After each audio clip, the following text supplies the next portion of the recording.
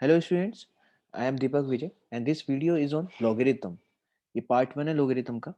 तो देखिए लोगरिथम को समझने का कोशिश करते हैं किस तरह से लोगरिथम के क्वेश्चंस बनते हैं और कैसे उनको सिंप्लीफाई किया जाता है, किस तरह से उनको सॉल्व किया जाता है। तो सबसे पहले लोगरिथम को रिप्रेजेंट करने की बात करते हैं। लोगरिथम को लिखा कैसे जाता है, एकदम बेसिक से स्टार्ट कर रहा हूँ क्वेश्चन को, चैप्टर को, कि यदि लोग को लिखने की बात करें, लोगरिथम को शॉर्ट में बोलते हैं लोग। ठीक है, लोग बोला जाता है। इसके जस्ट सामने एकदम जो लोग हम लिखते हैं इसके जस्ट सामने एक नंबर लिख दिया जाता है, स्मॉल ए अपन बोल देते हैं यहाँ पर फॉर एग्जांपल। और इन दोनों के बीच में सबस्क्रिप्ट के फॉर्म में यहाँ पर बी लिखा जाता है थोड़ा सा नीचे। इस तरह से देखिए रिप्रेजेंट कर सकते हैं। और इसको रीड करने का तरीका क्या होता है, log a to the base b, log a to the base b। तो इसको सबसे पहले रीड करना आना चाहिए कि लोगरिथम को लिखते कैसे हैं शॉर्ट फॉर्म में और इसको रीड कैसे किया जाता है। यहाँ पर जो स्मॉल ए स्मॉल बी है उस पर कुछ कंस्ट्रेंट्स हैं। स्मॉल ए को हमेशा पॉजिटिव नंबर रखना पड़ेगा, बी को भी पॉजिटिव नंबर रखना ही अलाउड है, और बी को वन नहीं होना चाहिए, बी वन नहीं होना चाहिए। तो लॉगरिथम को लिखना एकदम से क्लियर समझ लीजिए कि इसको शॉर्ट फॉर्म में लिखते हैं इस तरह का, log a to the base b, जहां पे b क्या है, b है लॉगरिथम का बेस, ये बेस है लॉगरिथम का। ठीक है। और जो स्मॉल ए है वो क्या है, स्मॉल ए इसका नंबर है, स्मॉल ए है नंबर। तो हमेशा जो लॉग हम लिखते हैं उसके एकदम सीधे सीधे सामने तो नंबर लिख दिया जाता है, और नंबर और लॉग के बीच में सबस्क्रिप्ट के फॉर्म में थोड़ा सा नीचे की तरफ बेस को लिख दिया जाता है। ये इसको लिखने का सही तरीका है। ठीक है। तो यहाँ पर इस बात का जरूर ध्यान रखिएगा कि स्मॉल ए स्मॉल बी पे क्या क्या कंस्ट्रेंट है। स्मॉल बी को हम वन नहीं रख सकते हैं। ठीक है। तो यहाँ पर देखिए, अब सबसे पहले ये समझते हैं कि लोगरिथम को ऑपरेट किस तरह से वो लोगरिथम करता है। लोगरिथम ऑपरेट करने का सिंपल सा तरीका है, एक एग्जांपल के थ्रू समझते हैं। जैसे सपोज हम नंबर को ले लेते हैं 4 और बेस को ले लेते हैं 2। नंबर को ले लिया हमने 4 और बेस को ले लिया 2।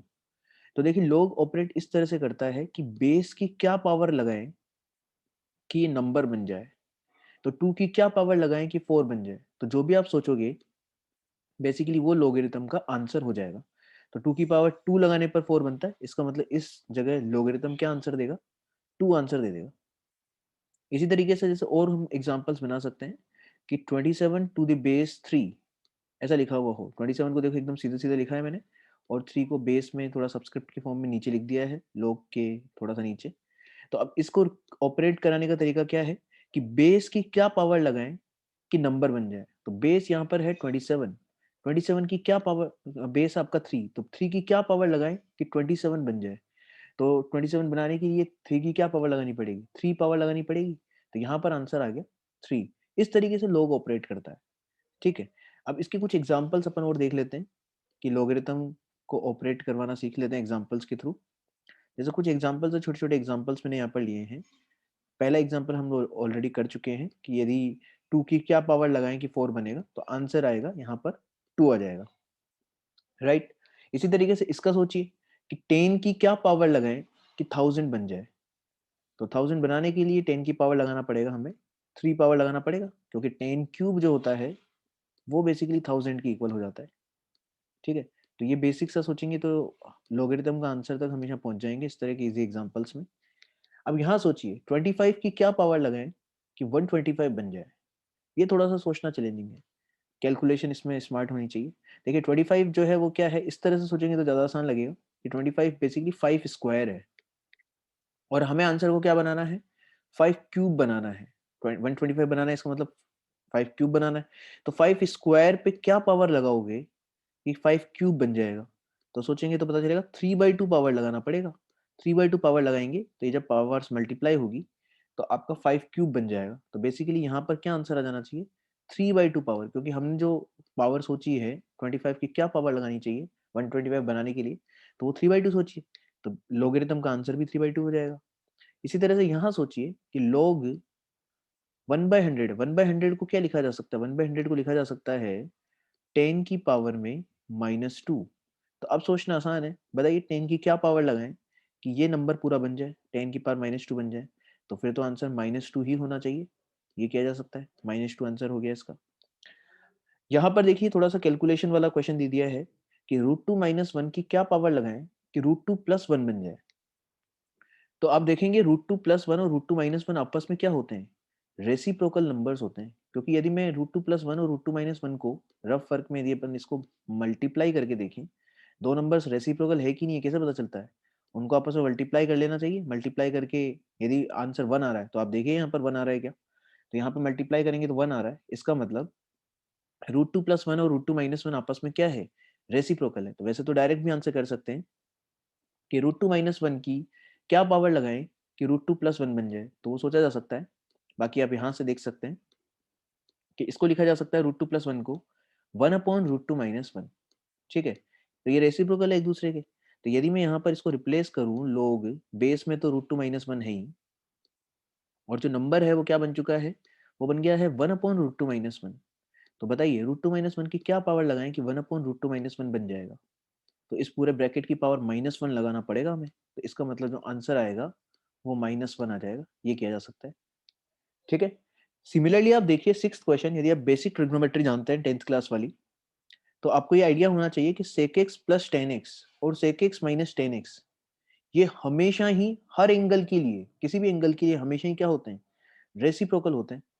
देखिए कैसे, क्योंकि हम लोग 10th क्लास से एक आइडेंटिटी जानते हैं sec और tan में, ये sec square x minus tan square x ये किसके इक्वल होता है, ये होता है वन के इक्वल। यदि ये वन के इक्वल होता है तो इसको फैक्टराइज किया जा सकता है, sec x plus ten x into sec x minus ten x में फैक्टराइज कर सकता हूँ।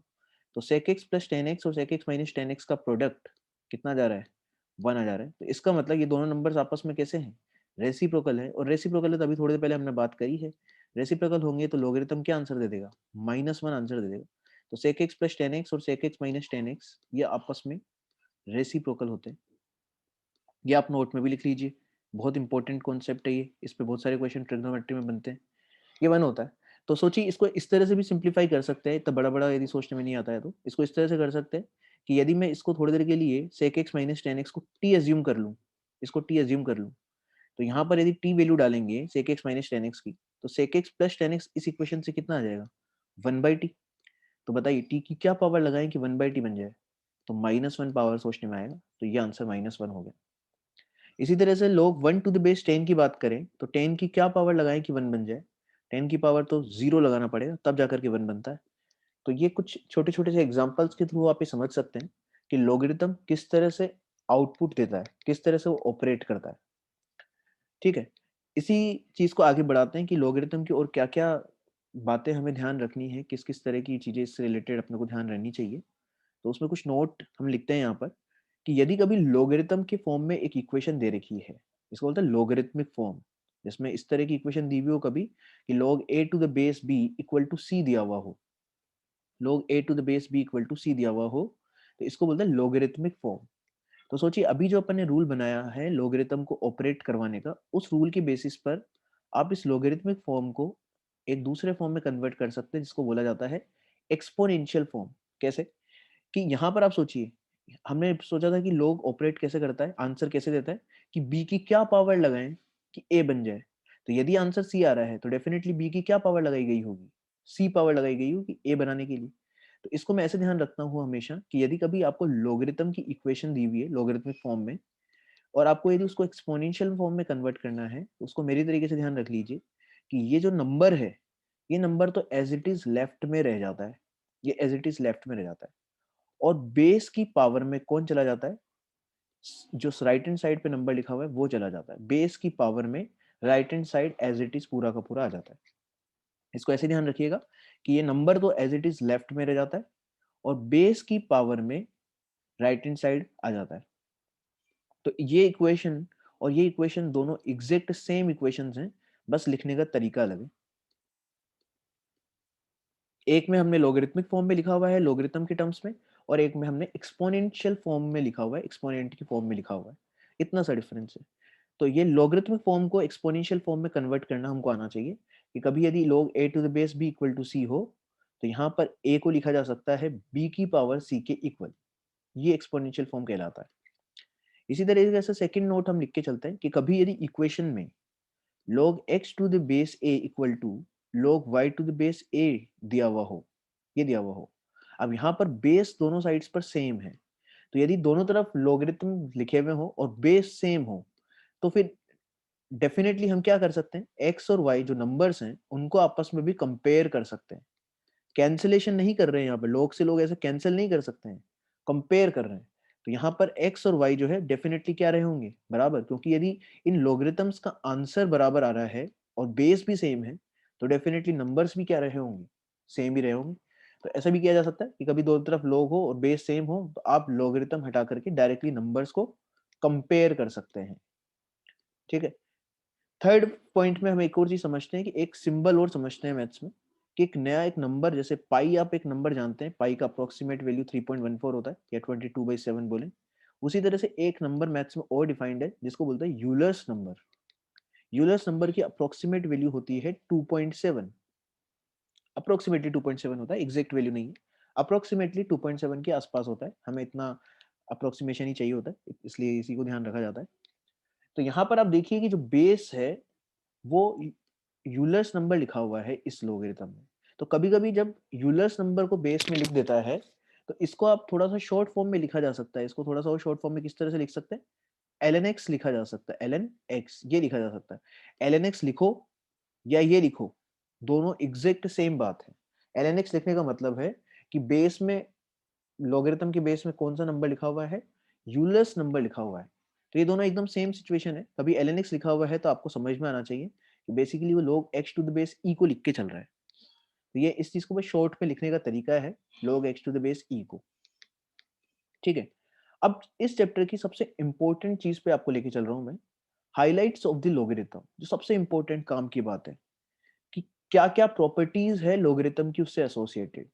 तो सबसे इंपॉर्टेंट और सबसे पहली और दूसरी जो प्रॉपर्टीज है वो क्या है उसको समझ लेते हैं। सबसे पहले कि दो लोगरिथम्स को आपस में ऐड करना पॉसिबल है। दो लोगरिथम को आपस में ऐड करना पॉसिबल है, लेकिन एक सिचुएशन पे ही ऐड कर सकते हो जब उनके बेस क्या हो, सेम हो। तो इसलिए इस चैप्टर में जब भी हमको फर्स्ट प्रॉपर्टी या देखिए सेकंड प्रॉपर्टी में बेस दोनों जगह क्या दिख रहे हैं, सेम है। तो जब भी आपको एडिशन या सब्ट्रैक्शन का ऑपरेशन लगाना है लोगरिथम्स पे तो आपको बेस सेम बनाने पड़ेंगे। तो यदि कभी दो लोगरिथम है, यहाँ पर नंबर m है, यहाँ पे नंबर n है, इनको ऐड करेंगे तो आंसर आ जाता है log mn to the base a। मतलब जो नंबर्स है वो आपस में मल्टीप्लाई हो जाते हैं और सिंगल लोगरिथम आ जाता है एडिशन होकर के। अभी जो प्रॉपर्टी लिखी है ये property can be extended for any number of terms. जैसे यहाँ पे देखिए मैंने एग्जांपल के तौर पे दिखाया भी है कि यदि 4 लोगरिथम्स ऐड किए गए जिनके बेस सेम है तो इस पर भी ये प्रॉपर्टी लग जाती है। यहाँ पे बेस तो सेम ही आ जाएगा ऐड करने के बाद में, लेकिन नंबर आपस में क्या आ जाएंगे, मल्टीप्लाई में आ जाएंगे। तो ये तो होगी प्रॉपर्टी एडिशन कैसे किया जाता है दो लोगरिथम्स का। इसी तरह से सब्ट्रैक्शन की प्रॉपर्टी होती है कि यदि दो लोगरिथम्स को आप सब्ट्रैक्ट कर रहे हो तो जो उनके नंबर्स हैं वो आपस में डिवाइड में आ जाते हैं। जो उनके नंबर्स हैं वो आपस में डिवाइड में आ जाएंगे, है ना। तो ये ऐसा लिखा जा सकता है। इसी तरह से मतलब ये प्रॉपर्टी भी आप ज्यादा नंबर्स के लिए अप्लाई कर सकते हो, जैसे log m to the base a minus log n to the base a minus log r to the base a, ये हो आपका कोई भी एक्सप्रेशन लिखा हुआ है, इसको सिंप्लीफाई करने के लिए बोला गया है। तो बेसिकली होता क्या है कि जिन जिन लोगरिथम्स के आगे माइनस लगा हुआ है उनके नंबर्स क्या हो जाएंगे, डिनोमिनेटर में आ जाते हैं। ये प्रॉपर्टी अप्लाई करने के बाद तो n भी डिनोमिनेटर में आ जाएगा, r भी डिनोमिनेटर में आ जाएगा। ऐसा किया जा सकता है इसमें कि जिन जिन लोगरिथम्स के आगे माइनस लगा हुआ है उनके नंबर्स डिनोमिनेटर में आ जाते हैं और जिनके आगे आगे प्लस प्लस लगा हुआ होता है वो सब मल्टीप्लाई में आते जाते हैं। ये सिचुएशन समझ में आनी चाहिए। तो फर्स्ट और सेकंड प्रॉपर्टी है एडिशन सब्ट्रैक्शन की प्रॉपर्टी। अब चलते थर्ड प्रॉपर्टी पे। प्रॉपर्टीज तो देखो याद रखनी पड़ेगी, बहुत अच्छे से ध्यान रखनी पड़ेगी यदि आप क्वेश्चंस पे कमांड बनाना चाहते हैं। बिना प्रॉपर्टीज के लॉगरिथम में आगे प्रोसीड करना बहुत ही मुश्किल काम है। थर्ड प्रॉपर्टी को समझिए कि यहाँ पर यदि किसी नंबर नंबर जो लिखा हुआ है उसमें देखिए पावर n लगी हुई है, b की पावर n लगी हुई है, तो इस n को आप आगे मल्टीप्लाई में ला सकते हैं। जैसे फॉर एग्जांपल बात करूं मैं कि कभी log ऑफ ऐसा लिखा हुआ हो 2 की पावर 6 और टू द बेस 2। वैसे तो इस चीज का हम आंसर जानते हैं, 2 की पावर 6 टू द बेस 2, इसका आंसर क्या हो जाएगा, डायरेक्ट सोचेंगे तो 2 की क्या पावर लगाएंगे 2 की पावर 6 बने, आंसर तो हम जानते हैं 6 आएगा। लेकिन अब इस पे देखिए मैं क्या प्रॉपर्टी लगा रहा हूँ कि यदि इस 6 को आगे मल्टीप्लाई में ले आऊं तो फिर आप वेरीफाई कीजिएगा कि क्या आंसर अभी भी सेम आ रहा है क्या। देखिएगा कि log 2 टू द बेस 2 ये रह गया यहाँ तो, और इस 6 पावर को आगे लेके आ गया। तो अब देखिए log 2 टू द बेस 2 ये कितना होता है, 1 होता है। तो यदि हम 6 इंटू 1 करेंगे तो राइट हैंड साइड अभी भी 6 ही है। इसका मतलब लेफ्ट हैंड साइड और राइट हैंड साइड में कोई डिफरेंस नहीं आ रहा है, ये किया जा सकता है। तो इसका मतलब कभी भी यदि पावर में कोई नंबर लिखा हुआ होगा, नंबर की पावर में जो लोगरिथम का नंबर है उसकी पावर में यदि कोई नंबर लिखा हुआ है तो उसको हम कर सकते हैं आगे ला करके मल्टीप्लाई में लाके लिख सकते हैं। देखिए मल्टीप्लाई में लाके लिख दिया। तो इस एग्जांपल से भी समझ सकते हैं कि प्रॉपर्टी हमेशा काम करती है। लेकिन फोर्थ देखिए प्रॉपर्टी में मैंने क्या लिखा है, फोर्थ प्रॉपर्टी में जो हमने लिखा है कि क्या नहीं करना चाहिए इसको भी ध्यान रखना है। कि कई बार लोग इस तरह का बना लेते हैं रूल अपने हिसाब से ही कि सर देखिए ये प्रोडक्ट है और जब मैं इसको उधर लिखूंगा ब्रेक करके तो लोग उल्टा, ये फॉर्मूला उल्टा भी बहुत काम आता है, इधर से राइट से लेफ्ट की तरफ भी बहुत काम आता है। कि कभी log mn to the base a हो तो इसको लिखा जा सकता है log m to the base a plus log n to the base a। तो लोग इसको इस तरह से ध्यान रख लेते हैं कि सर प्रोडक्ट है तो एडिशन में कन्वर्ट हो गया। अरे ऐसा नहीं हो रहा है। प्रोडक्ट किनका है, वो आपस में नंबर्स प्रोडक्ट में है log के अंदर, तो फिर हमारे पास में फॉर्मूला है ना। यहाँ पर ये लोगरिथम्स मल्टीप्लाई में, तो लोगरिथम्स की मल्टीप्लिकेशन का डायरेक्ट कोई फॉर्मूला नहीं है हमारे पास में। तो इसको कई बार लोग ये लिख देते हैं, तो ध्यान रखिएगा आप फोर्थ वाले पॉइंट को, इसलिए मैंने जानबूझ के यहाँ पर इसको लिखा है कि ये दोनों का प्रोडक्ट इसके इक्वल नहीं होता है। हमारे पास में लोग के अंदर दो नंबर्स के प्रोडक्ट का फॉर्मूला है फर्स्ट प्रॉपर्टी, कि यदि दो नंबर्स प्रोडक्ट में हो तो इसको हम क्या कर सकते हैं, दो लोगरिथम्स में ब्रेक कर सकते हैं और दोनों लोगरिथम्स का क्या आएगा, एडिशन। ऐसे ही दो लोगरिथम्स यदि डिवीजन में हो तब भी हमारे पास में फॉर्मूला है। लेकिन यदि log के अंदर m प्लस n हो तो इसका डायरेक्टली कोई फॉर्मूला नहीं है। तो log चैप्टर में आपको दोनों बातें ध्यान रखनी पड़ती है कि कौन कौन से फॉर्मूले हैं और कौन कौन से फॉर्मूले नहीं है, क्या नहीं करना है ये भी ध्यान रखना उतना ही इंपॉर्टेंट है, क्योंकि कैलकुलेशन एरर्स यहीं पर ही होते हैं। तो ये फोर्थ पॉइंट भी ध्यान रखिएगा। फिफ्थ पॉइंट भी बहुत इंपॉर्टेंट है कि एक ही पावर में कभी पूरा का पूरा log लिखा हुआ हो, एक ही पावर में पूरा का पूरा log लिखा हुआ, इस तरह से log b to the base c लिख दिया जाए। तो लोगरिथम आपको ये फैसिलिटी प्रोवाइड करता है कि इस a और b को आपस में इंटरचेंज करना पॉसिबल है। ये a और b आपस में इंटरचेंज करा जाना पॉसिबल है। तो देखिए यहाँ पर मैंने इंटरचेंज करके लिखा है, इसको कैसे किस तरह से यूज किया जाता है वो समझिएगा। कि कभी आपको लिखा हुआ हो, एग्जाम्पल फॉर एग्जाम्पल लेता हूँ 81 और यहाँ ले लेते हैं log 2 टू द बेस 3, इस तरह से ले लिया जाए। अब इसको यदि आप सिंप्लीफाई करने चले और बिना किसी प्रॉपर्टी की सिंप्लीफाई करने चले तो सबसे पहले हम सोचेंगे कि इसका वैल्यू निकाले। तो क्या इसका एग्जैक्ट वैल्यू आप सोच पाएंगे क्या, कि 3 की क्या पावर लगाएं कि 2 बन जाए। तो 3 की क्या पावर लगाएं कि 2 बन जाए, एग्जैक्ट वैल्यू डायरेक्टली बिना लॉग टेबल के हम नहीं सोच सकते। लेकिन यदि हम प्रॉपर्टी नंबर 5 जानते हैं तो प्रॉपर्टी 5 क्या कहता है कि यहाँ पर ये 2 और 81 को आपस में इंटरचेंज करना पॉसिबल है। तो 81 की जगह तो 2 को ले आते हैं एज इट इज, और बाकी कोई फॉर्मेट में चेंज नहीं है, फॉर्मेट एकदम सेम है, बस इन दोनों को आपस में इंटरचेंज करने का ठाना है। ये बेस में 3 है। क्या अब ये जो नंबर बना इसका वैल्यू निकालना पॉसिबल है क्या, लोग 81 टू द बेस 3, हाँ जी इसका वैल्यू पॉसिबल है। इसका वैल्यू कितना आ जाएगा 4, 3 की क्या पावर लगाएं कि 81 बने, तो 4 आएगा विच इज 16। तो देखिए इसका बिना लॉग टेबल के हम लोग वैल्यू निकाल पाए। तो ये एप्लीकेशन आप समझ के चलिएगा कि कभी यदि ये इस तरह का फॉर्मेट हो और आपको ये स्मॉल ए और स्मॉल बी इंटरचेंज करने का रिक्वायरमेंट हो तो करा जा सकता है।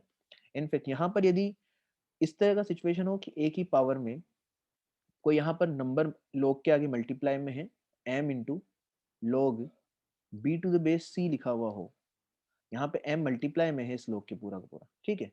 तो भी आप ये a और b इंटरचेंज कर सकते हैं, तो भी कोई दिक्कत नहीं है। तो भी आप लिख सकते हो b की पावर में m log a to the base c। तो ये इसका थोड़ा सा और जनरलाइज फॉर्म भी ध्यान रख सकते हैं कि अभी भी ये इंटरचेंज करना पॉसिबल है। यदि m log के मल्टीप्लाई में है तो भी a और b को हम एज इट इज इंटरचेंज कर सकते हैं, ठीक है। सिक्स्थ प्रॉपर्टी तो फिफ्थ प्रॉपर्टी का ही स्पेशल केस है। जैसे देखिए आप यहाँ पर सिक्स प्रॉपर्टी क्या कहती है कि log a to the base, मतलब आप a की पावर में log b to the base a यदि कभी हो तो इसका आंसर जो आ जाता है वो b ही आ जाता है। किस तरह से, कि आप यदि लेफ्ट हैंड साइड को लेकर के चलेंगे तो इसमें यदि हम फिफ्थ प्रॉपर्टी अप्लाई करें तो इन दोनों चीजों को इंटरचेंज करना पॉसिबल है। इंटरचेंज करेंगे तो क्या बन जाएगा, b की पावर में log a to the base a बन जाएगा। यूजिंग फिफ्थ प्रॉपर्टी हम लिख रहे हैं, और log a to the base a कितना होता है, वो तो 1 होता है। इसका मतलब ये बन गया b की पावर में 1, तो b आंसर आ गया ना। तो यहाँ पर आप ये ध्यान रख लीजिए कि कभी बेस और ये जो नीचे वाला नंबर है ये दोनों यदि सेम हो जाते हैं तो आंसर बेसिकली ये स्मॉल b ही रह जाता है। उस सिचुएशन में डायरेक्ट आंसर लिखा जा सकता है। तो ये प्रॉपर्टी 5 का स्पेशल केस है और कुछ नहीं। प्रॉपर्टी 7 जो है, इन प्रॉपर्टीज में मोस्ट इंपॉर्टेंट प्रॉपर्टी बोली जा सकती है base changing theorem. Base changing theorem का क्या एप्लीकेशन है कि कभी यदि log b to the base a यूं लिखा हुआ है और आप चाहते हैं कि सर बेस जो है वो स्मॉल ए नहीं होना चाहिए, बेस कोई और नंबर आप बनाना चाहते हैं, तो बना सकते हैं। आप इसको लिख सकते हैं log b upon log a, इस तरह से लिखा जा सकता है। अच्छा, जनरली क्या होता है कि यदि हम जैसे अभी अपने वीडियोस में भी बात करेंगे, तो यहाँ पर यदि कुछ भी बेस नहीं लिया है, इसका मतलब अंडरस्टूड है कि बेस 10 है। वैसे एग्जाम्स में हमेशा आपको लिख के देगा, लेकिन यदि यहाँ पर कुछ भी नहीं लिखा तो बेस 10 है। तो जैसे मैंने यहाँ पर बेस 10 बना के लिख सकता हूँ कि log b to the base a को लिखा जा सकता है log b upon log a लिखा जा सकता है। लेकिन आप 10 बेस नहीं बनाना चाहते, आप कोई और नंबर बनाना चाहते हैं, तो आप और नंबर भी बना सकते हैं। यहाँ पर आप कुछ भी सेम नंबर अपनी मर्जी से बेस बना सकते हैं, लेकिन दोनों जगह सेम बनाना पड़ेगा। अब कुछ भी का मतलब ये नहीं है कि आप नेगेटिव नंबर बना लेंगे। आपको इस बात का ध्यान रखना पड़ेगा कि log का बेस 0 से बड़ा होता है और बेस कभी 1 नहीं बनाया जा सकता। इस बात का ध्यान रखते हुए बनाना पड़ेगा। तो यदि ऊपर नीचे दोनों जगह बेस आप सेम कोई नंबर बनाना चाहते हैं तो बना सकते हैं। किस तरह की एप्लीकेशन है, देखिए इस एग्जांपल से समझते हैं, जो हमने अभी थोड़ी देर पहले देखा है कि क्वेश्चन था हमारा log 125 टू द बेस 25 था। अब यहाँ पर डायरेक्टली सोचने में कुछ लोगों को दिक्कत आई होगी कि सर पावर्स जब है 3 5 स्क्वायर 5 क्यूब, इस तरह से मैं सोच नहीं पाया, डायरेक्ट सोचने गया तो कैलकुलेशन एरर हो रहा था। तो इस तरह की क्वेश्चंस में कैलकुलेशन एरर से बचने के लिए हम बेस चेंजिंग थ्योरम यूज कर सकते हैं। कैसे कि सोचिए यहाँ पर बेस 25 की जगह 5 होता, तो क्या हर कोई आंसर बता पाता बहुत आसानी से? तब तो बहुत ही आसान हो जाता। तो देखो, इसको बेस चेंजिंग थ्योरम से बेस 5 बनाने का कोशिश करते हैं। यहाँ पर 125 ये लिख सकते हैं log 125 अपॉन log 25, ये लिखा जा सकता है। अब बात है ऊपर नीचे बेस बनाने की। तो बेस क्या, वैसे तो कुछ भी बना सकते हैं पॉजिटिव नंबर 1 के अलावा, लेकिन क्या आप यहाँ पर बेस 10 बनाना चाहेंगे क्या, या 15 या 20 ऐसा कुछ बनाना चाहेंगे क्या? तब तो क्वेश्चन और कॉम्प्लिकेटेड हो जाएगा। क्वेश्चन आसान कब होगा, जब यहाँ पर बेस 5 बना लिया जाए, क्योंकि 5 के टर्म्स में 125 का आंसर बताना फिर हमारे लिए काफी आसान है। जैसे आप न्यूमरेटर का हर कोई आंसर बता सकता है सोच के कि सर 3 आंसर होगा, इसी तरह से डिनोमिनेटर में आंसर कितना हो जाएगा 2। तो हमारा आंसर इस क्वेश्चन का कितना आ गया 3/2। ये थोड़ा सा आसानी से आ गया बिना ज्यादा सोचे। तो बेस चेंजिंग थ्योरम की बहुत अच्छे अच्छे एप्लीकेशंस हैं, वो हम लोग और देखेंगे इस चैप्टर में जैसे जैसे क्वेश्चंस पे प्रोसीड करेंगे। एट्थ प्रॉपर्टी कहती है कि कभी यदि ए की पावर में, बेस में ए की पावर में एन है और नंबर में भी बी की पावर एन है, तो आप इन पावर्स को डायरेक्टली हटा सकते हैं। दोनों पावर्स को साइमल्टेनियसली हटा सकते हैं। ये कैसे किया गया होगा, ये भी बेस चेंजिंग थ्योरम के थ्रू ही करा जा सकता है, प्रूविंग आसानी से। इसको क्या लिखा जा सकता है बेस चेंजिंग थ्योरम से, लेफ्ट हैंड साइड को लिख सकते हैं बी की पावर एन अपॉन log ए की पावर एन, इस तरह से लिखा जा सकता है। अब हम ये यदि यहाँ पर थर्ड प्रॉपर्टी, यहाँ पर बेस मैंने 10 ही रख लिया है दोनों जगह, क्योंकि अभी तो प्रूविंग ही करना है, तो अभी मैंने बेस 10 ही रख लिया है। अब प्रॉपर्टी 3 यूज करेंगे तो जो पावर है नंबर की पावर, उसको हम आगे मल्टीप्लाई में ला सकते हैं। मल्टीप्लाई में लाएंगे तो ये इस तरह की सिचुएशन बनेगी दोनों जगह। तो आप देख पा रहे हैं कि एन से एन तो कैंसिल हो गया। और वापस से यदि हम इस चीज पर बेस चेंजिंग थ्योरम लगाएं रिवर्स ऑर्डर में, तो log b to the base a को क्या हम ये लिख सकते हैं बेस चेंजिंग थ्योरम से b to the base a? आप सोच के देखिए, इसी को ही तो बेस चेंजिंग थ्योरम से ये लिखा जा सकता है, तो उल्टा भी तो लिखा जा सकता है उसको ही। तो आपका आंसर आ गया प्रॉपर्टी 8 का।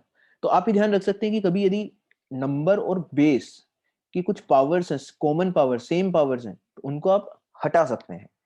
ठीक है, इसको इस तरह से भी ध्यान रखना उल्टे तरीके से भी कि कभी यदि बेस और नंबर पे कोई पावर हमको अप्लाई करनी है, तो साइमल्टेनियसली उन पर एक पावर अप्लाई करी जा सकती है। फॉर एग्जाम्पल मैं लिखूं कि इस प्रॉपर्टी का एग्जाम्पल की तरह बात करें, तो log 8 b to the base a कभी है, तो इसको लिखा जा सकता है log b square to the base a square. मतलब आप नंबर और बेस का साइमल्टेनियसली स्क्वायर कर लो, साइमल्टेनियसली क्यूब कर लो, या कोई सेम पावर और कोई अप्लाई करना चाहते हो वो अप्लाई कर लो, आंसर पे फर्क नहीं पड़ता है। तो log a to the b to the base a जो है वो log b square to the base a square के इक्वल होता है। Similarly log b cube to the base a cube के इक्वल होता है। इसी प्रॉपर्टी को तो यूज कर रहा हूँ। यहाँ पर n की जगह आप कुछ भी नेचुरल कुछ भी नंबर यूज कर सकते हैं। तो यहाँ पर मैंने n की जगह 2 3 ये सब पुट करके आपको एग्जाम्पल की तरह दिखाया केवल। ठीक है, तो ये प्रॉपर्टी बहुत काम की प्रॉपर्टी है, बेस चेनिंग थ्योरम का एप्लीकेशन है। इसी तरह से नाइन्थ प्रॉपर्टी की बात करते हैं। तो देखो, अब तक हमने क्या सीखा है कि यदि नंबर और बेस दोनों पर कोई पावर लगी हुई है, तो हम दोनों को एक साथ हटा सकते हैं। यदि केवल नंबर पे पावर होती, बेस पर पावर नहीं होती, तो फिर हम इस पावर को कहाँ ला सकते थे, थर्ड प्रॉपर्टी को यूज करके आगे मल्टीप्लाई में ला सकते थे। सिमिलरली यदि बेस पे केवल पावर लगी हुई है कोई और आप चाहते हैं कि इस पावर को हटा दिया जाए यहाँ से, तो हटा सकते हैं, हटा के आप आगे ला सकते हैं, लेकिन कहाँ आएगा, डिवाइड में आएगा। तो ये 1/n हम लिख सकते हैं इस तरह से। तो ये 9th प्रॉपर्टी भी यूज करेंगे काफी हम लोग, बट इसको भी हम बेस चेनिंग थ्योरम से डिराइव कर सकते हैं, आप एक बार करके देखिएगा। 10th प्रॉपर्टी की बात करते हैं। 10th प्रॉपर्टी क्या कहता है कि कभी यदि 1/n में log लिखा हुआ है, यदि किसी लोगरिथम का रेसिप्रोकल करना है तो रेसिप्रोकल करना अलाउड है, बस आपको नंबर और बेस आपस में क्या कर लेना है, इंटरचेंज कर लेना है। तो कभी जैसा लिखा हुआ हो log 1/log 4 to the base 3 लिखा हुआ हो, ये लिखा हुआ हो, तो इसको लिखा जा सकता है log 3 to the base 4 लिखा जा सकता है इसको। यदि अपन इसका रेसिप्रोकल करेंगे तो नंबर और बेस आपस में इंटरचेंज हो जाते हैं। ये भी आपका बेस चेनिंग थ्योरम का एप्लीकेशन है। किस तरह से, यदि मैं लेफ्ट हैंड साइड को प्रोसीड करवाऊं तो इसको लिखा जा सकता है using base changing theorem. Denominator को लिख सकते हैं हम क्या, log b upon log a लिख सकते हैं, सोच लीजिए। इसको log b upon log a लिखा जा सकता है, जिसको फर्दर सिंप्लीफाई करें तो लिखा जा सकता है log a। यदि हम इसको पूरा डिवाइड करें तो इस तरीके से लिखा जा सकता है log a upon log b, ये बन जाएगा। और फिर से यदि आप इसमें बेस चेनिंग थ्योरम अप्लाई करो रिवर्स ऑर्डर में, तो ये हो जाएगा आपका log a to the base b, जो कि हमारा रिक्वायर्ड आंसर है। तो कभी लॉगरिथम का रेसिप्रोकल करते हैं तो नंबर और बेस को आपस में इंटरचेंज कर देना सफिशिएंट है। 11th प्रॉपर्टी, लास्ट प्रॉपर्टी की बात करें, ये भी इसी तरह की प्रॉपर्टी हो गई। 8th वाली सोचिए आप, 1/a को क्या लिख सकते हैं, a की पावर में -1, और 1/b को लिख सकते हैं b की पावर -1। तो हमने बोला था कि यदि नंबर और बेस पर सेम पावर है तो आप वो पावर हटा सकते हैं। तो देखिए हमने हटा दी यहाँ पर से -1 पावर दोनों जगह से, तो ये चीज बन गया है, यही लिखा जा सकता है इसको। तो आगे बढ़ने से पहले आप ये वीडियो को पॉज करके जितने भी हमने प्रॉपर्टीज डिस्कस किए हैं, ये सारे प्रॉपर्टीज ढंग से आप रिवाइज कर लीजिए, याद कर लीजिए, ये पूरा ढंग से लर्न कर लेना होगा, तभी हम लोग आगे अच्छे से प्रैक्टिस कर पाएंगे क्वेश्चंस की। तो 1 बाय 1 सारी प्रॉपर्टीज को एकदम ढंग से याद कर लीजिए, उसके बाद में फिर आगे का वीडियो आप देखिए। तो देखिए नेक्स्ट वीडियो के नेक्स्ट पार्ट पे चलते हैं। अब हम क्वेश्चंस प्रैक्टिस करना स्टार्ट करें, लेकिन उससे पहले थोड़ा सा ये चीज और जान लेते हैं कि कुछ रिप्रेजेंटेशन की और बात कर लेते हैं। कि कई बार लोग क्या करते हैं, हम थर्ड प्रॉपर्टी पढ़ाते हैं। थर्ड प्रॉपर्टी क्या था कि log b² to the base a, इसको हम लिख सकते हैं 2 times log b to the base a। अब इससे लोग क्या कंफ्यूज हो जाते हैं कि सर कभी इस तरह का लिखा हो log of b to the base a का पूरे का होल स्क्वायर हो, तो क्या ये प्रॉपर्टी इसके लिए भी एप्लीकेबल है क्या, पूरे पे होल स्क्वायर हो तो नहीं कर सकते हैं। पूरे लोग पे कोई पावर हो तो उसको आगे नहीं ला सकते हैं। कौन सी पावर को आगे ला सकते हैं, नंबर पे यदि कोई पावर है तो इस पावर को हम आगे ला सकते हैं, ना कि पूरे लोग पे पावर है उसको आगे ला। पूरे लोग पे पावर को आगे नहीं ला सकते हैं, ये बात ध्यान रखिएगा। पूरे लोगरिथम पे पावर होगा तो हम डायरेक्टली कोई फॉर्मूला अप्लाई नहीं कर सकते।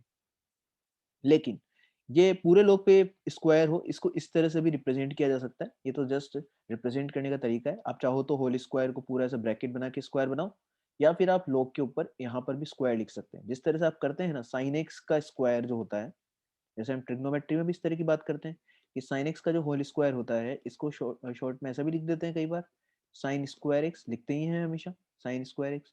तो साइन स्क्वायर एक्स बेसिकली क्या होता है, साइन एक्स का होल स्क्वायर ही तो होता है। उसी तरह से log square b to the base a, ये पूरा क्या है, log b to the base a का होल स्क्वायर है। तो ये दोनों बातें भी समझ में आनी चाहिए कि ये स्टेटमेंट तो एकदम करेक्ट है, लेकिन कभी आप ये 2 आगे लाने का मन बना रहे हैं तो फिर वहां पर कंट्रोल करना पड़ेगा, ये नहीं कर सकते हैं। केवल नंबर की पावर कोई टर्म लिखा हुआ है तो उस पावर को आगे मल्टीप्लाई में ला सकते हैं।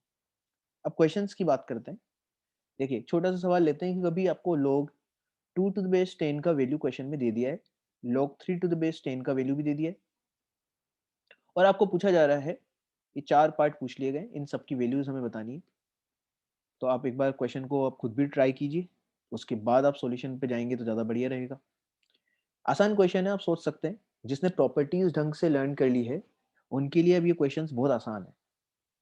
देखिए कैसे किया जा सकता है। हमने फर्स्ट प्रॉपर्टी और सेकंड प्रॉपर्टी पढ़ी है क्या, कि log ऑफ mn, बेस में तो सेम नंबर है तो आप चाहें तो उसको लिखाएं चाहे तो नहीं दिखाएं, वो तो अंडरस्टूड है कि सेम नंबर ही रहेगा। तो यहाँ पर log, इसको क्या लिखा जा सकता है, log m to the base a plus log n to the base a, ये लिखा जा सकता है। इसी तरह से m/n होता तो दोनों लोगरिथम्स के बीच में क्या आ जाता, माइनस साइन आ जाता, ये किया जाता है। तो आप सोचिए हमें डायरेक्टली log 12 का वैल्यू तो नहीं आता है। देखो बेस 10 है तो मैं इसको कई बार लिखता नहीं हूँ क्योंकि अंडरस्टूड होगा कि मैं कुछ नहीं ले रहा, इसका मतलब वहां पर बेस 10 है। तो देखिए log 12 की बात करें तो एक एग्जांपल मैं समझाता हूँ, देखो किस तरह से किया जा सकता है। 12 को लिखा जा सकता है क्या, 4 इंटू 3 लिखा जा सकता है। 12 को लिखा जा सकता है 4 इंटू 3। बेस तो 10 ही चल रहा है इसलिए बार बार उसको रिप्रेजेंट नहीं कर रहा, कैलकुलेशन आसान करने के लिए आप लास्ट में उसको लिख करके चल सकते हैं, पहले आपको बार बार हर जगह 10 लिखने की जरूरत नहीं है। ठीक है, तो अब देखिए क्या ये प्रॉपर्टी यहाँ पर लग रही है क्या, दो नंबर्स का प्रोडक्ट वाला प्रॉपर्टी। देखिए आप, ये m हो गया एक तरह से, ये n हो गया, तो दो नंबर्स का प्रोडक्ट यदि लिखा हुआ है लॉगरिथम में तो हम इसको स्प्लिट कर सकते हैं log 4 प्लस log 3, इस तरीके से स्प्लिट किया जा सकता है इसको। ठीक है, अब log 4, हमें तो 4 की वैल्यू नहीं पता, हमें तो किसका वैल्यू दिया हुआ है, log 3 का वैल्यू दिया हुआ है, log 2 का वैल्यू दिया हुआ है। ठीक है, तो क्या इसको log 4 को लिखा जा सकता है log 2 स्क्वायर लिखा जा सकता है, 2 स्क्वायर लिखा जा सकता है। और log 2 स्क्वायर पे तो फिर ये स्क्वायर जो है हटाने के लिए हमारे पास प्रॉपर्टी नंबर 3 है, इस स्क्वायर को हम आगे मल्टीप्लाई में लेके आ सकते हैं।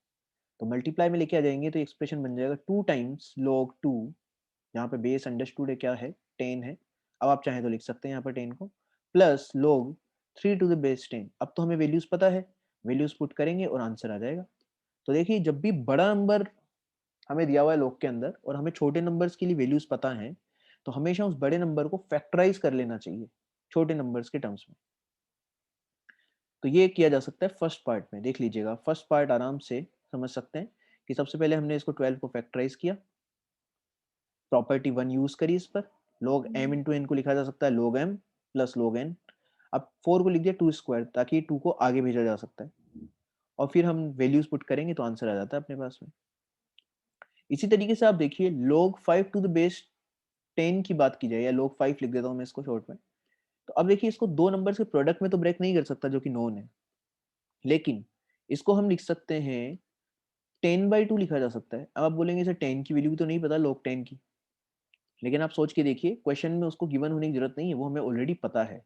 यहाँ पर अपन प्रॉपर्टी 2 लगाएं, m/n वाली प्रॉपर्टी, तो इसको लिखा जा सकता है log 10 माइनस log 2, ऐसा लिखा जा सकता है, जहां पे बेस 10 चल रहा है। तो यदि बेस 10 है तो log 10 टू द बेस 10 कितना होता है, 1 होता है, तो ये तो 1 है, और माइनस ये हमें क्वेश्चन में वैल्यू दी हुई है, तो बस इसमें भी अपन प्रोसीड कर सकते हैं। तो कभी कभार इस तरह से सेकंड प्रॉपर्टी को भी क्रिएट करना पड़ता है, जैसे मैंने किया हुआ है कि log 5 को लिखा हमने log 10/2, बेस में तो 10 ही है सब जगह इसलिए उसको बार बार लिख के नहीं चल रहा। हाँ, अब यदि बेस 10 है तो log 10 टू द बेस 10 तो हमें क्वेश्चन में देने की जरूरत नहीं है, ऑलरेडी हमें पता है इसका वैल्यू 1 होता है, log 2 का वैल्यू क्वेश्चन में गिवन है, तो आगे प्रोसीड किया जा सकता है। सिमिलरली थर्ड एग्जांपल में log 20 को लिख सकते हैं log 10 इंटू 2, क्योंकि अब हमें पता है कि log बेस में यदि 10 है तो हमें log 10 की वैल्यू आती है, log 10 टू द बेस 10 की वैल्यू हमें ऑलरेडी आती है, तो इसलिए 10 के टर्म्स में कन्वर्ट करने में मुझे कोई प्रॉब्लम नहीं है। तो इसको लिखा जा सकता है using property 1, log 10 plus log 2, log 10 का वैल्यू 1 है और log 2 का वैल्यू हमें क्वेश्चन में गिवन है, तो हमारे पास में फाइनल आंसर आ जाएगा इस क्वेश्चन का भी।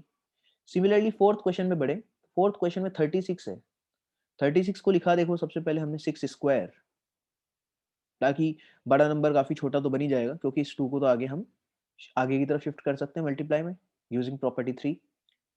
फिर 6 को हमने ब्रेक कर लिया 2 इंटू 3, और यहाँ पर प्रॉपर्टी 1 यूज कर रहा हूँ, log m इंटू एन को लिखा जा सकता है log m plus log n, और वैल्यूज सब्स्टिट्यूट करेंगे तो फाइनल आंसर हमारे पास आ जाता है इस क्वेश्चन का, देख लीजिए आराम से। ठीक है, ये हमारे पास फाइनल आंसर इसका आ जाएगा। नेक्स्ट क्वेश्चन पे चलते हैं। नेक्स्ट क्वेश्चन हो जाएगा कि फाइंड द वैल्यू ऑफ, ये कुछ छोटे छोटे से 6 सवाल हमने दिए हैं, इन 6 के 6 क्वेश्चंस का आपको वैल्यू फाइंड आउट करना है। अगेन आप वीडियो पॉज करके कुछ देर इसको सॉल्व कीजिए। मेरा मानना है यदि आपने प्रॉपर्टीज ढंग से सॉल्व कर ली है तो ये सारे सवाल आपकी प्रैक्टिस भी अच्छी करवा देंगे और आपसे सॉल्व भी सारे हो जाएंगे। एक भी क्वेश्चन इसमें ऐसा नहीं है जो आप प्रॉपर्टीज को यूज करके सॉल्व नहीं कर सकते। ठीक है, तो यदि आपने सॉल्व कर लिया है तो अब देखिए इसको वन बाय वन हम लोग देखते हैं किस तरह से डिस्कस किया जा सकता है, किस तरह से इसको सॉल्व किया जा सकता है। तो यहाँ पर 7 to the base 3, log 7 to the base 3 का वैल्यू डायरेक्ट नहीं आता है, तो फिर प्रॉपर्टी नंबर कौन सी, जो हमारी फिफ्थ प्रॉपर्टी है वो क्या कहती है कि यदि a की पावर में log b to the base c हो तो हम क्या कर सकते हैं, a और b को इंटरचेंज कर सकते हैं। ये प्रॉपर्टी हम जानते हैं। तो ये a और b को मैंने इंटरचेंज कर लिया है, c तो अपनी जगह ही है एज इट इज। तो यहाँ पे इंटरचेंज करूंगा तो क्या होगा, 7 तो यहाँ आ जाएगा 1/9 की जगह, और 1/9 चला जाएगा 7 की जगह। ये लिखा जा सकता है इसको। अब ये जो बना है log 1/9 टू द बेस 3, इसका वैल्यू हर कोई सोच सकता है 3 की क्या पावर लगाएं कि 1/9 बनेगा, तो -2 पावर लगाना पड़ेगा। तो ये आपका आंसर आ जाएगा 1/7 स्क्वायर विच इज 1/49। तो 1/49 आंसर हो जाएगा फर्स्ट पार्ट का। देख लीजिए, आप चेक कर लीजिए अपना आंसर सही हुआ है कि नहीं हुआ है। बिना सोल्व करे यदि आप सॉल्यूशन सुन रहे हैं तो फिर वो ज्यादा इफेक्टिव नहीं रहेगा, ज्यादा ढंग से आप इसको नहीं समझ पाएंगे। तो पहले खुद सोल्व करना चाहिए, तभी आपको फिर एकदम रिलेट हो पाएगा कि कहाँ पर क्या गलती की है। देखिए अब यहाँ पर बात करते हैं। हमने बोला था कि यदि यहाँ पर मल्टीप्लाई में एम भी हो तो भी हम ये प्रॉपर्टी लगा सकते हैं, ए और बी को इंटरचेंज कर सकते हैं। ठीक है, तो यहाँ पर देखो मल्टीप्लाई में यहाँ पे -1 है, तो आप तब भी ये प्रॉपर्टी लगा सकते हो। तो देखो 3 और 2 को, ये जो 3 है और ये जो 2 है, इनको इंटरचेंज करने का सोच रहा हूँ। तो 3 की पावर में आ जाएगा -2, sorry minus log 2 to the base 2, और log 2 टू द बेस 2 कितना होता है, 1 होता है। 2 की क्या पावर लगाएं कि 2 बन जाए, तो 1 ही आएगा। तो 3 की पावर में -1 बन चुका है, और 3 की पावर -1 होता है 1/3, तो ये 1/3 बन चुका है second part. Similarly third part में प्रोसीड करोगे तो अगेन ये इंटरचेंज की प्रॉपर्टी हम अप्लाई कर सकते हैं। इंटरचेंज की प्रॉपर्टी अप्लाई करेंगे तो 3 तो आ जाएगा 2 की जगह, ये वाला 3 तो अपनी जगह है ही, इसको नहीं छेड़ रहे हैं। और ये आ गया यहाँ पर 2, 2 टू द बेस 2, तो log 2 टू द बेस 2 होता है 1, तो ये रह गया आपका 3 क्यूब। 3 क्यूब का वैल्यू 27 हम रख सकते हैं। तो ये इसका फाइनल आंसर आ गया थर्ड पार्ट का। सिमिलरली फोर्थ पार्ट में आप बढ़ सकते हो, 1/4 और 3 को इंटरचेंज कर सकते हो। तो 3 को यदि हम नीचे लाएंगे और 1/4 को ऊपर भेज दें, -5 को एज इट इज, इसको नहीं छेड़ रहे, log बेस में 2 है ही, बस यहाँ पर ऊपर क्या आ जाएगा 1/4 आ जाएगा। ये 1/4 यहाँ पर बेस में नंबर की जगह आ गया है। ठीक है, अब यहाँ आप देखिए, क्या हम इस टर्म का वैल्यू बता सकते हैं क्या, इस टर्म का वैल्यू कितना होगा, इस टर्म का वैल्यू बता सकते हैं क्या, सोच लीजिए। 2 की क्या पावर लगाएं कि 1/4 बन जाए, तो 2 की पावर लगानी पड़ेगी -2, तो बेसिकली 3 की पावर में क्या आ जाएगा -5, और ये जो पूरा ब्रैकेट है, इस ब्रैकेट का वैल्यू कितना हो गया -2 हो गया है। तो इसको लिखा जा सकता है 3 की पावर में 10 मल्टीप्लाई करेंगे तो पावर बन जाती है आपकी 10, तो 3 की पावर 10 इस क्वेश्चन का फाइनल आंसर होगा, ये सोचा जा सकता है। फिफ्थ क्वेश्चन भी इसी तरह का है। फिफ्थ क्वेश्चन में भी आप ये कर सकते हैं कि इस 2 को ऊपर शिफ्ट कर दीजिए, 2 को ऊपर भेजेंगे तो ये बन जाएगा 7 की पावर में, 2 और 7 को इंटरचेंज कर रहा हूँ, तो इंटरचेंज करेंगे तो बन जाएगा माइनस टाइम्स log 1/2 बेस में है ही, और यहाँ पर आ जाएगा 2। और अब ये चीज फिर से उसी तरह का क्वेश्चन बन गया पिछले क्वेश्चन जैसा, कि इसका वैल्यू हम यदि सोचें कि 1/2 की क्या पावर लगाएं कि 2 बनेगा, तो -1 पावर लगानी पड़ेगी। तो ये -1 ऑलरेडी था ही, और एक -1 और आ गया मल्टीप्लाई में, तो इस 7 की पावर 1 बन जाएगा, मतलब 7 आंसर आ जाएगा। ठीक है, सिक्स क्वेश्चन की बात करें तो रेसिप्रोकल की प्रॉपर्टी याद आनी चाहिए। हमने बोला था 1/log a to the base b, इसको लिखा जा सकता है, यदि हम रेसिप्रोकल करके लिखें तो ये इंटरचेंज हो जाते हैं बेस और नंबर, तो ये हो जाएगा आपका log b to the base a हो जाता है। इसी प्रॉपर्टी को यूज करेंगे इस पे सिक्स क्वेश्चन में।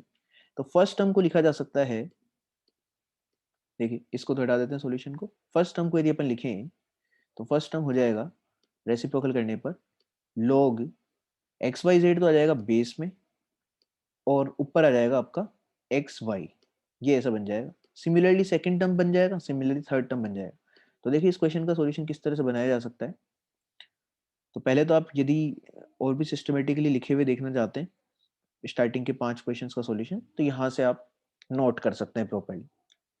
सिक्स क्वेश्चन को एक बार देख लेते हैं कि यदि आपने रेसिप्रोकल अप्लाई किया, तो ये देखिए रेसिप्रोकल करेंगे तो रेसिप्रोकल करने पे नंबर और बेस आपस में इंटरचेंज कर दिए गए हैं, और जैसे ही इंटरचेंज हुए तो सोचिए तीनों जगह बेस भी सेम बन गया।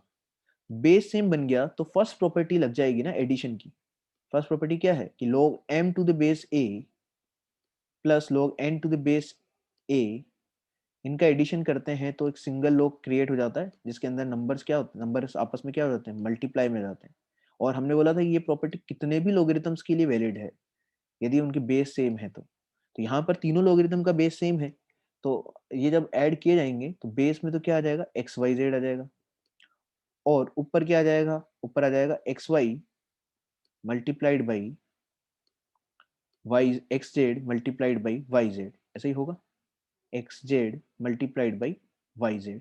अब इनको मल्टीप्लाई करो तो क्या बनेगा, एक्स स्क्वायर बन रहा है, देखो एक तो एक वाई स्क्वायर बन रहा है, एक जेड स्क्वायर बन रहा है, तो इसको लिखा जा सकता है लोग, बेस में तो एक्स वाई जेड है ही, नंबर सिंप्लीफाई करने पे बन रहा है एक्स वाई जेड का होल स्क्वायर लिखा जा सकता है, x square y square z square को क्या लिख सकते हैं, एक्स वाई जेड का होल स्क्वायर।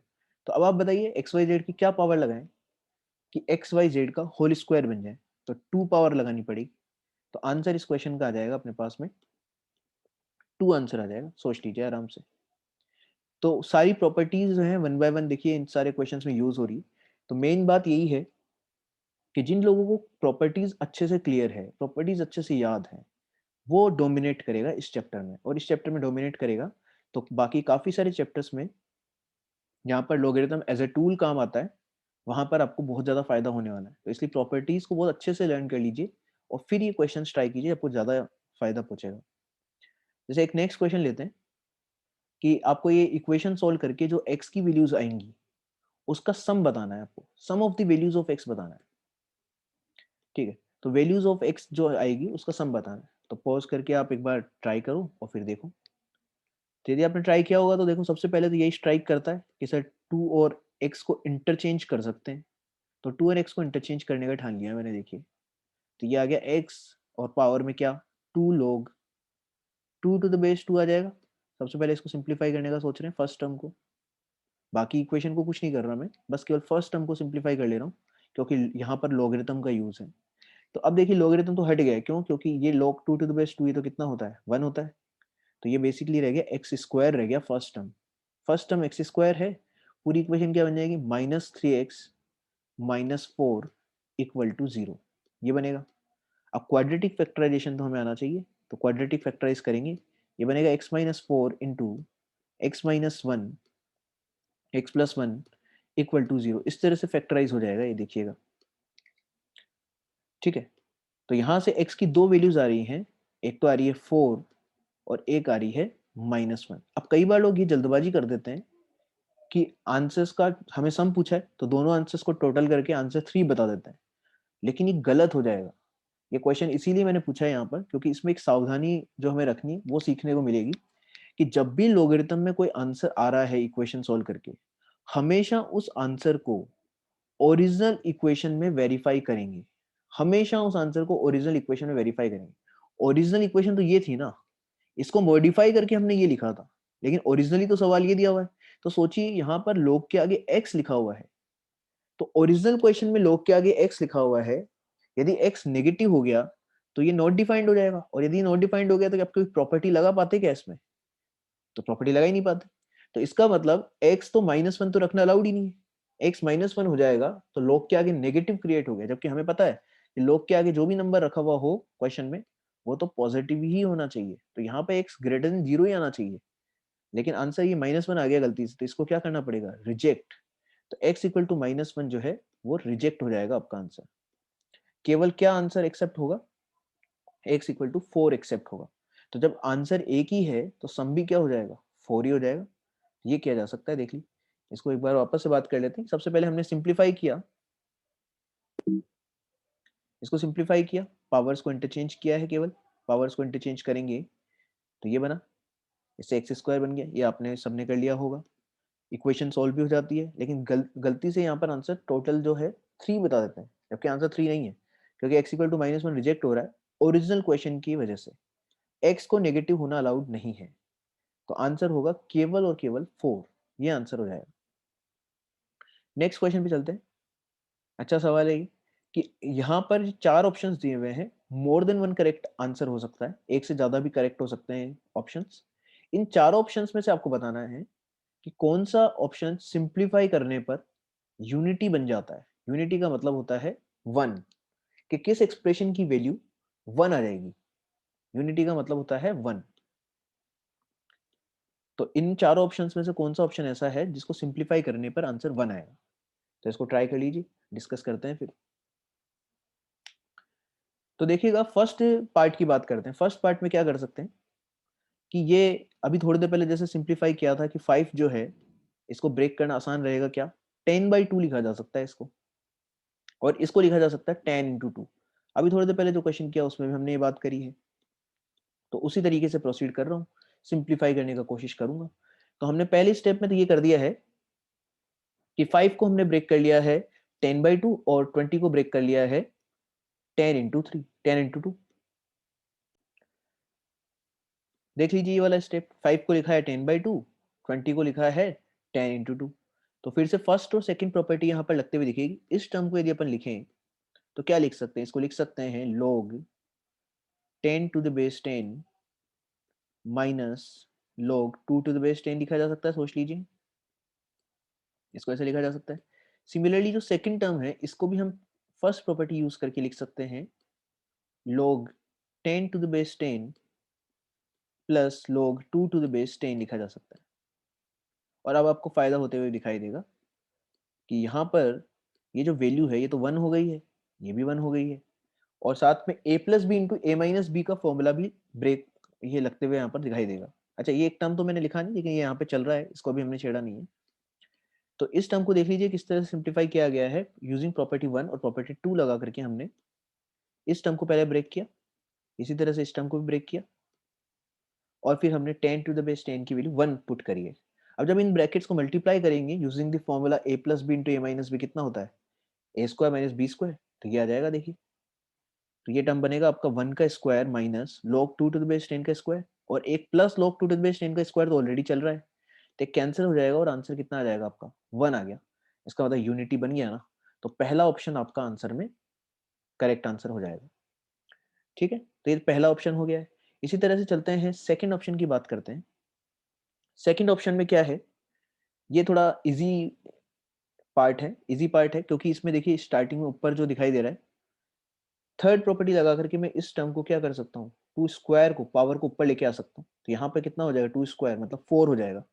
और आप सोचिए साथ के साथ डिनोमिनेटर में सेकंड प्रॉपर्टी अप्लाई हो रही है, log m minus log n क्या होता है? log m/n हो जाता है। तो दोनों काम साथ में कर लेते हैं। एक तो ये 2 को पावर में लेके चले जाते हैं, और नीचे हम प्रॉपर्टी 2 अप्लाई कर देते हैं। तो देखिएगा, तो यहाँ पर यदि 2² लिखा तो 2² को लिखा जा सकता है 4, और नीचे आपका log 48/4 बन ही गया। 48/4 को 12 लिख सकते हैं। और न्यूमरेटर में देखेंगे, न्यूमरेटर में भी प्रॉपर्टी लग गई, प्रॉपर्टी 1।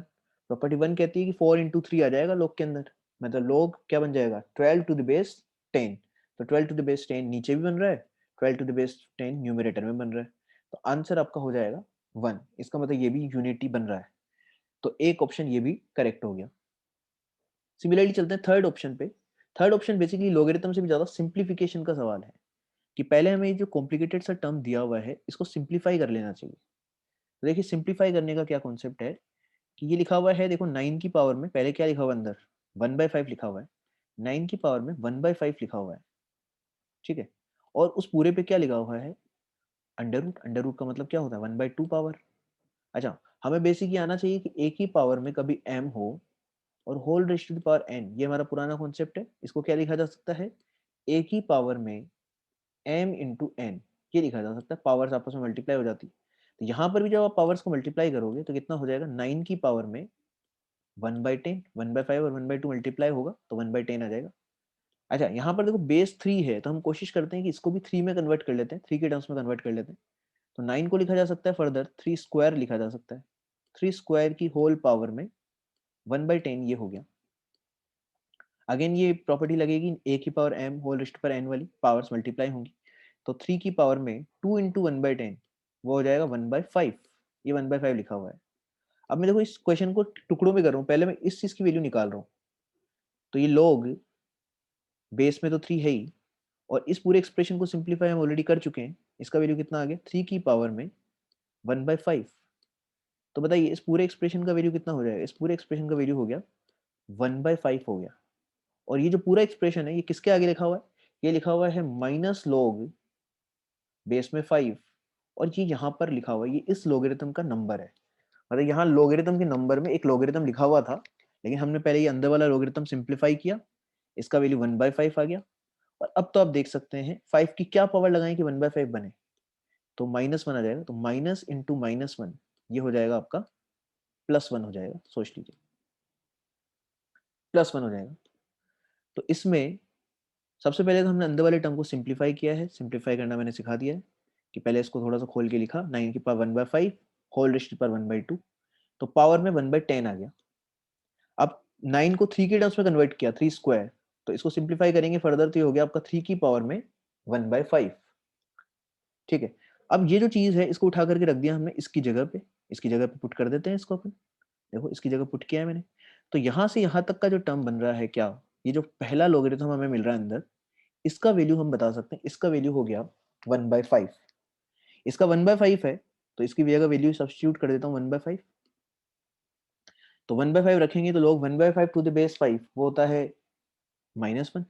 तो जब हम माइनस को मल्टीप्लाई कर रहे हैं -1 से, तो आपका आंसर कितना आ जाएगा, +1 आंसर आ जाएगा। ये कर सकते हैं, तो यूनिटी बन गया ये भी। इसका मतलब थर्ड ऑप्शन भी करेक्ट था। अब चलते फोर्थ ऑप्शन पे चलते हैं। फोर्थ ऑप्शन में अगेन कैलकुलेशन आपकी अच्छी होनी चाहिए। 64 को देखिए आप क्या लिख सकते हैं, 64 को लिख सकते हैं 2 की पावर में 6। ऐसा ही 27 को लिखा जा सकता है 3 की पावर में 3।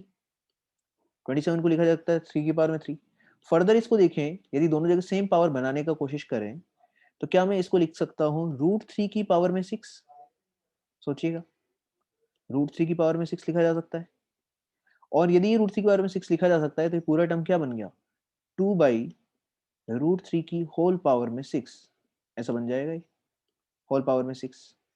तो जो एक बड़ा सारा नंबर लिखा हुआ था, इस नंबर को मैंने सिंप्लीफाई कर लिया, इसको देख लिया कि ये किसकी पावर में लिखा एक्सप्रेस किया जा सकता है, तो 2/√3 की होल पावर में 6 एक्सप्रेस किया जा सकता है। देखिए यहाँ पर कर दिया हमने। अब यूजिंग प्रॉपर्टी 3 हम क्या कर सकते हैं कि ये जो पावर है ये आगे मल्टीप्लाई में आ जाएगी। जैसे ही मल्टीप्लाई में आएगी, तो 6 और 1/6 मल्टीप्लाई होके वो तो कितना रह जाएगा, 1 ही हो जाएगा। तो मल्टीप्लाई में तो 1 रह जाएगा इसके, तो 6 को हमने पावर को आगे ले आए, तो फिर देखिए ये बना।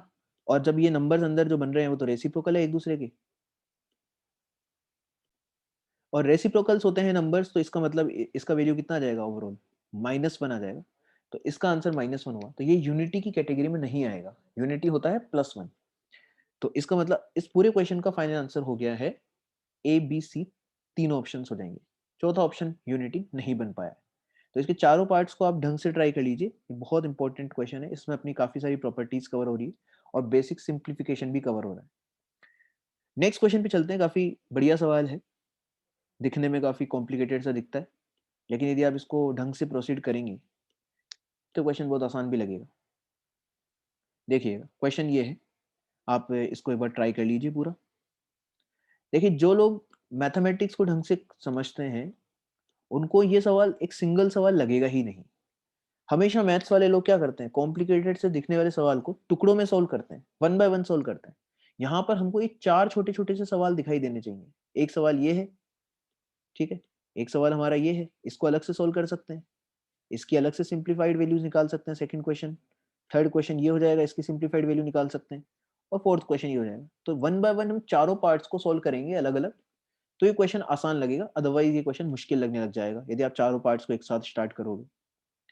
तो देखो सबसे पहला पार्ट की हम बात करते हैं, यदि आपने ट्राई कर लिया है तो, कि 81 की पावर में यदि 1/log 9 टू द बेस 5 है, तो सबसे पहले तो प्रॉपर्टी रेसिप्रोकल वाली लगा देते हैं। रेसिप्रोकल तो किया जा सकता है ना, 81 की पावर में यदि इस पूरे टर्म को रेसिप्रोकल करके लिखूं तो क्या होगा, डिनोमिनेटर से न्यूमरेटर में ला रहा हूँ log को, तो नंबर और बेस आपस में क्या हो जाएंगे, इंटरचेंज हो जाएंगे। नंबर और बेस आपस में इंटरचेंज कर दिए। अब फर्दर इस पे प्रॉपर्टी 5 लगाई जा सकती है, कि मैं इंटरचेंज कर रहा हूँ 5 और 81 को, 5 और 81 को इंटरचेंज करूंगा, तो ये बन जाएगा आपका log 81 टू द बेस 9। अब log 81 टू द बेस 9 कितना होता है, 2 होता है। 9 की क्या पावर लगाएं कि 81 बने, तो 2 पावर लगानी पड़ेगी। तो बेसिकली पहला क्वेश्चन का आंसर हो गया इस सवाल में 25। इस पूरे टर्म का आंसर तो 25 हो चुका है। अब हम इसी तरह से सेकंड वाले टर्म को सिंप्लीफाई कर लेते हैं। सेकंड टर्म को सिंप्लीफाई करेंगे, अगेन देखो ये चीज डिनोमिनेटर में है, इसको मैं न्यूमरेटर में लेके आऊंगा तो फिर से log का जो बेस और नंबर है वो इंटरचेंज हो जाएगा। तो न्यूमरेटर में 3 तो ऑलरेडी है, एक ये जो चीज इसको मैं इंटरचेंज करके लाया हूँ, मतलब रेसिप्रोकल करके लाया हूँ, तो क्या हो जाएगा ये √6 हो जाएगा। ये लिखा जा सकता है सेकंड टर्म, सोच लीजिएगा। डिनोमिनेटर वाले log को यदि हम न्यूमरेटर में ला रहे हैं तो नंबर और बेस आपस में इंटरचेंज हो जाते हैं। अब अगेन प्रॉपर्टी 5 से मैं इनको इंटरचेंज कर सकता हूँ, √6 और 3 को। तो √6 और 3 को इंटरचेंज कर लेते हैं, √6 नीचे आ गया और यहाँ हो जाएगा 3 times log 3 to the base 3। ये तो काफी सिंप्लीफाई हो गया। इसको लिखा जा सकता है √6 की पावर में 3 रह जाएगा, ठीक है। अच्छा, √6 की पावर में 3 क्या होता है, √6 इंटू √6 इंटू √6, ऐसा ही होगा। और √6 इंटू √6 इंटू √6 को क्या लिख सकते हैं, वो लिखा जा सकता है 6 √6, 6 √6 हो जाएगा, सोच लीजिए। तो सेकंड टर्म का आंसर हो गया 6 √6। सिमिलरली हम थर्ड और फोर्थ टर्म को भी प्रोसीड करवा सकते हैं, वो देख लेते हैं कैलकुलेशन कैसे करेंगे। तो फर्स्ट और सेकंड पार्ट का कैलकुलेशन क्लियर है सबको, थर्ड पार्ट का कैलकुलेशन देख लेते हैं। अगेन देखो मैं इस log को नीचे से न्यूमरेटर में ला रहा हूँ, यदि न्यूमरेटर में लेके आऊंगा तो क्या होगा, नंबर और बेस वापस इंटरचेंज, नंबर और बेस आपस में इंटरचेंज हो जाएंगे। इंटरचेंज होंगे तो ये आ गया log 25 to the base 7। अब फिर से हम चेंज कर लेते हैं इन दोनों को आपस में यूजिंग प्रॉपर्टी 5। तो 25 तो √7 की जगह आया, √7 को 25 की जगह भेज दिया।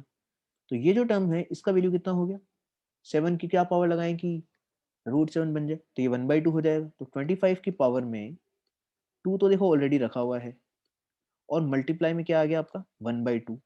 तो बेसिकली बन गया 25 की पावर में 1। तो 25 की पावर में 1 मतलब 25 बन चुका है। ये थर्ड पार्ट सिंप्लीफाई हो गया। फोर्थ पार्ट की भी बात कर लेते हैं। फोर्थ पार्ट में क्या होगा, इसमें डायरेक्टली हम इंटरचेंज कर लेते हैं प्रॉपर्टी 5 यूज करके, 6 को यहाँ ले आते हैं, 125 को यहाँ ले आते हैं। ये क्या, अब ये चीज हम ऑलरेडी निकाल चुके हैं, इसका वैल्यू हमने निकाला था 3/2, बेस चेंजिंग थ्योरम से भी निकाला था और डायरेक्ट सोच के भी निकाला था, इसलिए डायरेक्ट वैल्यू रिप्लेस कर दिया है। तो 6 की पावर 3/2, अब जिसको कैलकुलेशन यहाँ पे करना नहीं आता वो भी समझ लीजिए कि 6 की पावर 3/2 को क्या मैं ऐसा लिख सकता हूँ क्या, 6 की पावर 1/2 होल पावर में 3, ऐसा लिखा जा सकता है। सोचिए क्या ये नंबर और ये नंबर सेम है, तो प्रॉपर्टी लगाएंगे अपन, वो a की power m whole raised to power n, इसको क्या लिखा जा सकता है, a की पावर mn लिखा जा सकता है। तो इस प्रॉपर्टी से देखेंगे तो ये दोनों नंबर्स क्या है, सेम है, तो मैंने कुछ गलत तो किया नहीं है। और 6 की पावर 1/2 कितना हो गया, √6 हो गया, √6 का होल क्यूब, तो √6 का होल क्यूब होगा √6 इंटू √6 इंटू √6 विच इज 6 √6। तो हमने फिर से इसको 6 √6 लिख दिया। तो देखिए मैथ्स में कितना सिस्टमेटिक चलता है, यदि आप सही तरीके से प्रोसीड कर रहे हैं तो जितने भी वैल्यूज अपन ने निकाले वो जैसे ही अपन रिप्लेस करेंगे यहाँ पर सारी जगह, तो क्वेश्चन बहुत ही ज्यादा सिंप्लीफाई होते हुए दिखाई देगा। यहाँ पे चारों जगह वैल्यूज आप रिप्लेस कर लीजिए, तो देखिए कितना शानदार सा एक्सप्रेशन बन गया कि यहाँ पर a+b इंटू a-b से मल्टीप्लाई किए जा सकते दोनों ब्रैकेट्स। मल्टीप्लाई करेंगे तो क्या बनेगा, एक तो 25 का स्क्वायर बनेगा माइनस 6 √6 का स्क्वायर बनेगा। 6 √6 का स्क्वायर यदि अलग से सोल्व करें तो 6 का स्क्वायर तो 36 और √6 का स्क्वायर 6 होता है, तो ये वैल्यू कितनी आ जाएगी, 216 आ जाएगी। करके देखिए, तो 6 √6 का स्क्वायर 216 हो गया, 25 का स्क्वायर 625 होता ही है। तो आप यहाँ पर जब वैल्यू पुट करोगे तो ऊपर 409 बन जाता है। करके देखिए आप, 409 डिवाइडेड बाई 409 बन रहा है। तो मतलब इतना कॉम्प्लिकेटेड सा दिखने वाला क्वेश्चन यदि हम सही तरीके से प्रोसीड कर रहे हैं तो इसका आंसर आ जा रहा है 1, ये किया जा सकता है। तो ये आपका आंसर आ गया इसका 1। तो मेन जो चीज आज हमने इस वीडियो में कवर की है वो है कि लॉगरिथम की प्रॉपर्टीज हमें एक तो ढंग से आनी चाहिए। जितनी भी प्रॉपर्टीज हमने लॉगरिथम की पढ़ी है वो आपको एकदम क्लियरली ध्यान रहनी चाहिए, क्या क्या प्रॉपर्टीज होती हैं लॉगरिथम में। लोग a to the base b को रीड कैसे करते हैं, आंसर लॉगरिथम कैसे देता है, किस तरह से ऑपरेट करता है। फिर हमने ये सीखा कि लोग a to the base b में a और b कैसे नंबर्स होने चाहिए, ए और बी दोनों पॉजिटिव होने चाहिए लेकिन बेस को 1 बनना अलाउड नहीं है। ये छोटी छोटी बातें जो हमने डिस्कस करी है उनको आप एक बार रिवाइज कर लीजिए।